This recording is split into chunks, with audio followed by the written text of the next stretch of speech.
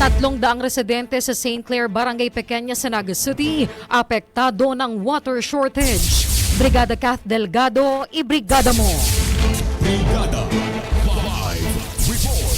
Apektado na ang 300 residente sa St. Clair, Barangay Pequeña, Naga City sa araw-araw at halos maghapong water shortage sa lungsod. Isa si Rolando Miranda. Sa sobrang naapektuhan, lalo na't negosyante siya. Halos gabi-gabi rin puyat makapag-ipon lamang ng tubig na dumarating ng mga alauna hanggang alas 2 ng madaling araw at muling mawawalan ng alas 5 na ng umaga. Ayon naman kay Amaro Vergara, presidente, halos sa isang linggo, isang beses na lang sila kung maglaba, kadalasan na lang kasi para sa inumin at pampaligo na kailangan ng mga eskwela. Lalo na't ang pagkukulang sa supply ay matagal ng problema sa lugar, hindi lang ngayong tag-init na ilang beses na ring ipinanawagan sa lokal na pamahalaan. Sa panayam naman kay Chappie de la Cruz, Information Officer ng Metropolitan Naga Water District, epekto ito ng matinding init na nararanasan ngayon. Bumaba kasi mula 40 hanggang 25 na lang ang spring water source. Maging ang mga ibinubugang liter per second ng supply ng tubig sa ilang pumping station.